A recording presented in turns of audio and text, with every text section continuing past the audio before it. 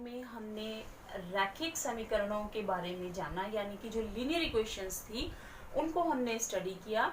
वहाँ हमने सिर्फ एक लीनियर इक्वेशन को लिया और उसके लिए हमने ग्राफ देखा कि किस तरह का ग्राफ हमें मिल रहा था। तो चलिए उसी टॉपिक को अब हम आगे बढ़ाते हैं और अब हम बात करते हैं दो चरों में रैखिक समीकरण यानी लीनियर इक्वेशंस इन टू वेरिएबल, वो भी एक नहीं दो इक्वेशन। तो वहां तक पहुंचने से पहले एक पॉइंट जो मैं आपको बताना जरूरी समझती हूँ वो ये है कि जो लीनियर इक्वेशन है उसकी फॉर्म कैसी है, यानी कि लीनियर इक्वेशन कैसी दिखाई देती है, उसका रूप कैसा है, ये जानना हमारे लिए जरूरी है। तो चलिए लीनियर जो इक्वेशन है हमारी वो हमारी इस रूप में होगी ax plus B Y plus C is equal to 0। ये स्टैंडर्ड फॉर्म है, कोई भी लीनियर इक्वेशन आपको इसी रूप में मिलेगी। a, b और c आपके कांस्टेंट्स हैं यानी अचर पद हैं, और जो x और y हैं ये आपके वेरिएबल्स यानी कि चर पद हैं। क्लियर?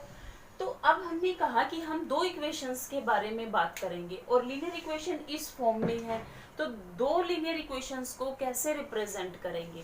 तो लीनियर इक्वेशंस को, दो लीनियर इक्वेशन को रिप्रेजेंट करने के लिए आप क्या करेंगे, x तो सेम रहेगा, x1 नहीं लिखना है, यहाँ पर हम सिर्फ एक ही लेंगे क्योंकि x तो सेम रहता है सब में, सिर्फ कांस्टेंट ही चेंज होगा। क्लियर? यहाँ x और y तो हर एक इक्वेशन में आपको ऐसे ही मिलेंगे क्योंकि वही रूप है उसका। चेंज क्या होगा, ये जो कांस्टेंट्स हैं आपके ABC यही चेंज होंगे, इसीलिए इनके लिए हमने लिखा a1 और a2। तो चलिए पहला होगा a1x b1y plus c1 is equal to 0, a2x plus b2y plus c2 is equal to 0। कोई भी जो लीनियर इक्वेशन होगी आपके पास दो वेरिएबल में और दो जो इक्वेशंस होंगी उनको आपने ऐसे रिप्रेजेंट करना है। क्लियर? अब यहाँ तक पहुँचने के बाद अब जरूरी है कि जो लीनियर इक्वेशंस होंगी उनके लिए हमने अलग अलग तरह के सॉल्यूशंस ढूंढने हैं, पर हमें कैसे पता चलेगा कि किस लीनियर इक्वेशन का सॉल्यूशन कैसा होगा या क्या होगा। तो इसके लिए आइए ग्राफ की तरह इक्वेशंस हैं वो इस फॉर्म में मिलेंगी। अब इन लीनियर इक्वेशंस का हमने सॉल्यूशन निकालना है, तो सॉल्यूशन तक पहुंचने से पहले हमारे लिए जो बहुत इम्पोर्टेंट चीज़ इस चैप्टर में है वो है कि इसमें जो ग्राफ हमें लीनियर इक्वेशंस के लिए मिलेंगे वो कैसे होंगे। तो यहाँ एक चीज़ आपको ध्यान रखनी है, मैंने जब आपको पहले बताया तो हमने एक लीनियर इक्वेशन के लिए ग्राफ को ड्रॉ किया, अब हम ग्राफ को एक नहीं दो लीनियर इक्वेशन के लिए ड्रॉ करेंगे। लेकिन यहाँ क्या चीज़ है कि ग्राफ सेम ग्राफ के ऊपर आपने ड्रॉ करना है, अलग अलग नहीं करना, क्योंकि अलग अलग करेंगे तो एक ही लाइन मिलेगी आपको। जब आप दो लाइंस के लिए एक ही ग्राफ के ऊपर ड्रॉ करेंगे तो आपको दो लाइंस मिलेंगी। तो उसी के बारे में हम चेक करते हैं अब कि हमें किस प्रकार का ग्राफ मिलने वाला है और उनसे हमने सॉल्यूशन कैसे चेक करने हैं। यहाँ आपको जो ग्राफ मिलेंगे बेसिकली 3 टाइप्स के ही मिलेंगे। तो उसमें जो आपका फर्स्ट ग्राफ रहेगा उसमें आपको इंटरसेक्टिंग लाइंस मिल सकती हैं। ये सिर्फ मैं आपको टाइप्स बता रही हूँ, ये कोई ऑर्डर नहीं है कि इसी ऑर्डर में आपको मिलेंगे, ये सिर्फ टाइप्स हैं कि किस टाइप की आपको ग्राफ जो है वो मिल सकती है लीनियर इक्वेशंस के लिए। तो पहला है इंटरसेक्टिंग लाइंस यानी कि प्रतिच्छेदी रेखाएं। सेकंड हमें मिल सकता है इंटरसेक्टिंग लाइंस हो सकती है या फिर पैरेलल लाइंस हो सकती हैं, यानी कि समांतर रेखा। थर्ड, जो आप जब ग्राफ ड्रॉ करेंगे तो आपको 3 टाइप्स के ग्राफ मिल सकते हैं, इनमें से कोई भी एक हो सकता है। जब आप दो लीनियर इक्वेशंस के लिए ग्राफ ड्रॉ करें तो आपको इंटरसेक्टिंग लाइंस मिले यानी कि प्रतिच्छेदी रेखाएं। हो सकता है पैरेलल लाइंस मिले यानी समांतर रेखाएं। या फिर कोइंसिडेंट लाइंस यानी कि संपाती रेखाएं। क्लियर? तो पहले मैं एक एक करके ग्राफ को ले रही हूँ, उसके बाद हम एक्सरसाइज की तरफ बढ़ेंगे। पहला हमारे पास है intersecting lines. Intersecting lines means what, कि आपने ग्राफ ड्रॉ किया और ग्राफ ड्रॉ करने के बाद जो दोनों लाइंस थी वो एक दूसरे को काट रही थी, प्रतिच्छेद कर रही थी, मींस एक दूसरे को किसी एक पॉइंट पर काट रही है। जैसे देखिए, अगर मैं ग्राफ ड्रॉ करूं तो ग्राफ ड्रॉ करने के बाद ऐसे हो जाए कि ये जो एक लाइन ये थी और दूसरी लाइन ये थी और ये किसी एक पॉइंट पर एक दूसरे को काट रही है, तब हम कहेंगे कि ये जो लाइंस है ये इंटरसेक्टिंग लाइंस है, यानी कि प्रतिच्छेदी रेखाएं। तो चलिए एक बार ग्राफ में ड्रॉ करके देख लेते हैं और फिर बढ़ते हैं आगे। यहाँ इस ग्राफ में आप देख सकते हैं, जैसे फर्स्ट लाइन हमने ली है 2x + 3y = 6, और जो सेकंड लाइन जब हम ड्रॉ कर रहे हैं 5x + 3y = 2, तो आप देखिए ये जो दोनों लाइंस हैं ये एक दूसरे को इंटरसेक्ट कर रही हैं किसी एक पॉइंट पर, तो ये इंटरसेक्टिंग लाइंस है। अभी आपने इंटरसेक्टिंग लाइंस को देखा, तो नेक्स्ट जो हमारे पास है वो है parallel lines. Parallel lines means what, समांतर रेखाएं। यानी कि अगर आप ग्राफ ड्रॉ कर रहे हैं और ग्राफ ड्रॉ करने के बाद आपका जो ग्राफ है वो कुछ ऐसा आ जाए कि जो लाइंस आपको मिली वो एक दूसरे के पैरेलल हो, आप इनको एक्सटेंड करते रहिए, ये आपको कहीं भी मिलेंगी नहीं, ना ही मिलती हुई दिखाई देंगी, तो ये हमारे पास समांतर यानी कि पैरेलल लाइंस है। क्लियर? चलिए इसको ग्राफ में देख लेते हैं एक बार और फिर वापस आते हैं। तो हमारी फर्स्ट लाइन के लिए हमने ग्राफ ड्रॉ किया है 2x + 3y = 6। ये आप देख रहे हैं, आप एक स्ट्रेट लाइन है। इसी के साथ जब हम दूसरी लाइन यहाँ पर ऐड करते हैं 4x + 6y = 12, तो आपको दो लाइंस मिल रही हैं और ये दोनों लाइंस पैरेलल लाइंस हैं। चलिए एक और देखते हैं, चेंज कर रहे हैं स्टेटमेंट को, x + y = 3, और जब हम दूसरी लाइन इसके साथ में ड्रॉ करते हैं 2x + 3y = 2b, तब आप देखिए कि यहाँ जो लाइंस आपको मिल रही हैं ये दोनों लाइंस पैरेलल लाइंस हैं। 3x + y = 3 और 3x + 3y = 6, और ग्राफ आप देख सकते हैं, अगेन आपको जो ग्राफ मिल रहा है वो समांतर रेखाएं हैं यानी कि पैरेलल लाइंस है। चलिए बढ़ते हैं। अभी आपने पैरेलल लाइंस को भी देखा और आई थिंक आपको कंसेप्ट क्लियर है कि इंटरसेक्टिंग लाइंस कैसे दिखाई देती हैं, पैरेलल लाइंस कैसे दिखाई देती हैं। तो चलिए उसके बाद हम चलते हैं कोइंसिडेंट लाइंस यानी कि संपाती रेखाएं।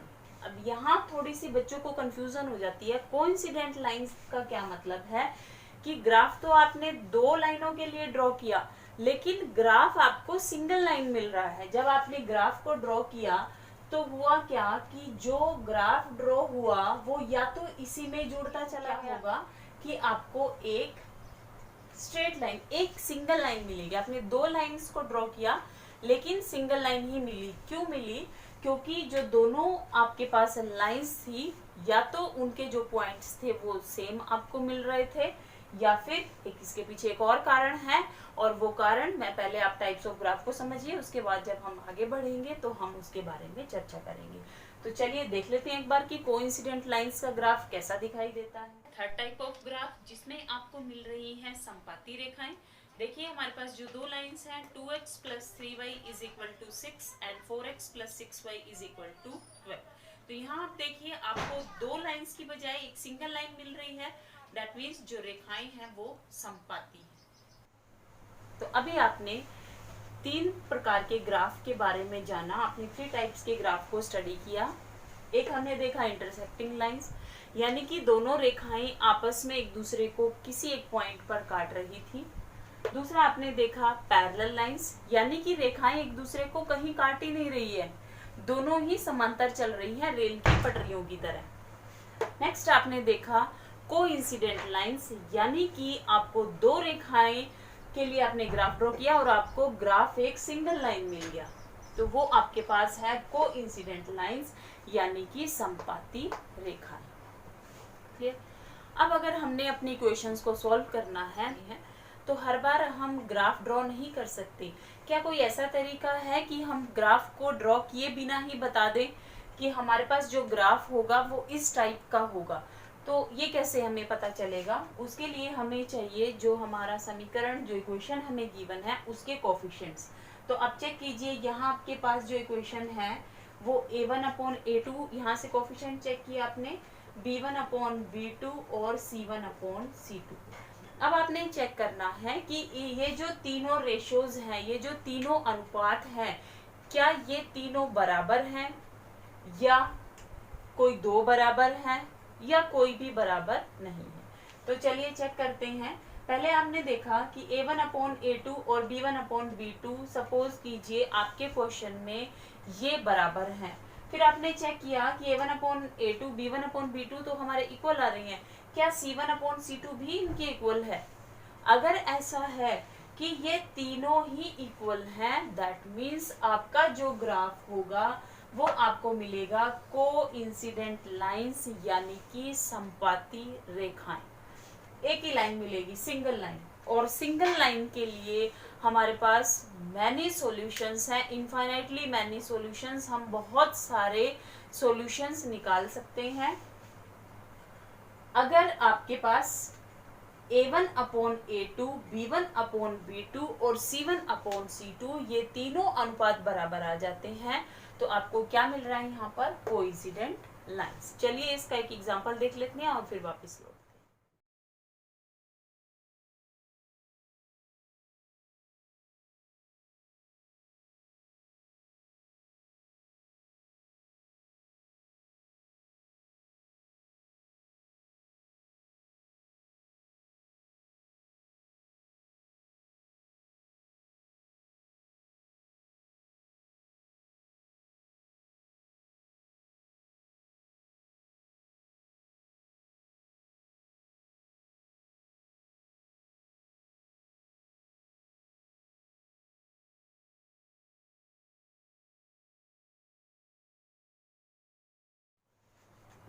तो अभी आपने एक एग्जांपल देखा जिसमें आपको a1/a2, b1/b2 और c1/c2 तीनों ही बराबर मिले, और वहां जो ग्राफ आपको मिला वो था कोइंसिडेंट लाइंस, यानी कि संपाती रेखाएं।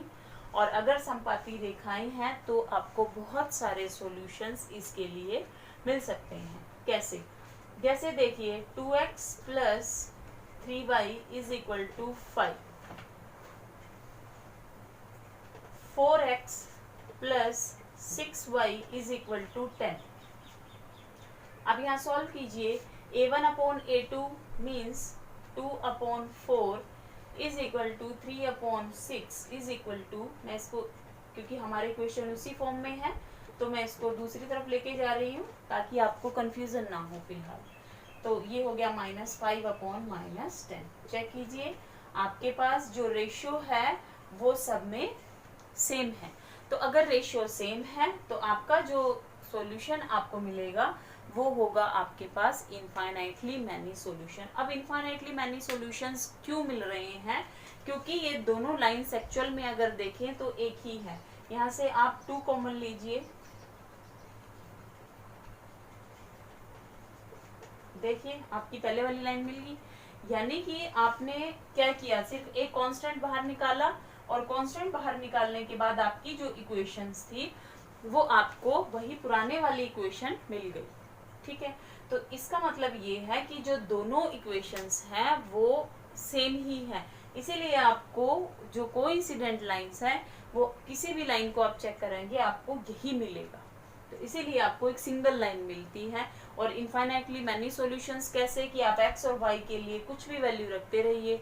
एक की वैल्यू रखिए y की निकल आएगी, दूसरी रखिए तो आपको पहले वाली वैल्यू मिल जाएगी। तो यहाँ हम ये कहना चाह रहे हैं कि आपके पास सॉल्यूशंस की कमी नहीं रहेगी अगर आपके पास कोइंसिडेंट लाइंस आपको मिल जाती है। क्लियर? नेक्स्ट हमारे पास केस है कि अगर ये कोइंसिडेंट लाइंस नहीं है, मीन्स अगर a1/a2, B1/B2 के इक्वल तो है, लेकिन C1/C2 इसके इक्वल नहीं है। यानी कि ये दो तो इक्वल आ जाते हैं, लेकिन तीसरा इनके इक्वल नहीं है। तो उस केस में आपको पैरेलल लाइंस मिलेगी, और पैरेलल लाइंस में आप देख रहे हैं कि ये कहीं मिल ही नहीं रही है। देखो, या तो इंटरसेक्टिंग लाइंस हो कि दोनों एक दूसरे को काट रही हो, या फिर संपाती हो, कोइंसिडेंट हो। वो बेशक एक दूसरे को काट नहीं रही, पर एक दूसरे के ऊपर ही है। एक रेखा ने दूसरी को कवर किया, या तो वो इसी के ऊपर से जाएगी या फिर इसी को एक्सटेंड कर देंगे हम, यानी कि इसी में जुड़ जाएगी वो लाइंस। तो यहाँ इससे हमारा मतलब है कि किसी न किसी तरीके से अगर दोनों लाइंस एक दूसरे को टच कर रही है, तभी आपका जो ग्राफ है वो तभी जो आपका सॉल्यूशन है वो आपको इन इक्वेशंस के लिए मिलेगा। अगर ऐसा नहीं है तो सॉल्यूशन नहीं होगा। जैसे ये दोनों जो लाइंस हैं आपकी, ये रेल की पटरियों की तरह समांतर ही चल रही है, तो इसका मतलब है कि यहाँ जो हमारे पास इक्वेशंस होंगी उसके लिए आपको कोई सॉल्यूशन नहीं मिलेगा, क्योंकि सॉल्यूशन के लिए आपको चाहिए कि जो दोनों लाइंस हैं वो किसी एक पॉइंट पर एक दूसरे को टच करें, या फिर एक ही लाइन हो। क्लियर? तो चलिए नेक्स्ट हमारे पास है कि अगर A1/A2 B1/B2 के ही इक्वल ना हो, आगे तो हमें मतलब ही नहीं है, बेशक हो। हमने क्या चेक करना है कि अगर A1/A2 B1/B2 के इक्वल ही नहीं है, तो आपने क्या करना है, दैट मीन्स आपका जो ग्राफ मिलेगा वो आपको ग्राफ मिलने वाला है इंटरसेक्टिंग लाइंस। और इंटरसेक्टिंग मीन्स कि वो किसी एक पॉइंट पर इंटरसेक्ट हो रही है, एक दूसरे को काट रही है, प्रतिच्छेदी रेखाएं हैं। उस केस में आपको इसके लिए एक सिंगल सॉल्यूशन मिलेगा। सिंगल सॉल्यूशन क्यों मिला? क्योंकि जो आपकी दोनों रेखाएं हैं वो किसी एक पॉइंट पर एक दूसरे को काट रही हैं, और जिस पॉइंट पर वो एक दूसरे को काट रही हैं यही उन दोनों इक्वेशंस का सॉल्यूशन यानी कि आंसर होगा जो आपको चाहिए। क्लियर है? तो यहाँ जो आपको मिलने वाले हैं पॉइंट्स, वो आपके लिए x और y की वैल्यू होगी, वही आपकी इक्वेशन का सॉल्यूशन होगा। तो आपको एक सॉल्यूशन मिलेगा अगर लाइंस इंटरसेक्टिंग है, यानी कि प्रतिच्छेदी रेखाएं हैं। आपको बहुत सारे सॉल्यूशंस मिलेंगे अगर आपके पास जो लाइंस है वो आपके पास कोइंसिडेंट लाइंस यानी कि संपाती रेखाएं हैं। आपको कोई सॉल्यूशन नहीं मिलेगा अगर दी हुई लाइंस पैरेलल लाइंस हैं, क्योंकि कहीं मिल ही नहीं रही हैं, तो सॉल्यूशन के लिए लाइंस का मिलना जरूरी है। क्लियर? तो ये हमने ग्राफ्स के बारे में कुछ जाना। तो अब हम लेते हैं एक्सरसाइज 3.2 से क्वेश्चन नंबर 2। आपका जो फर्स्ट क्वेश्चन है उसके लिए मैंने ऑलरेडी एनिमेटेड वीडियोस बनाए हुए हैं, आप उनको देखिए। फिर भी अगर आपको कोई डाउट है तो आप पूछ सकते हैं। ये स्टूडेंट्स, नेक्स्ट जो हमारा पॉइंट है इससे रिलेटेड वो है कंसिस्टेंट एंड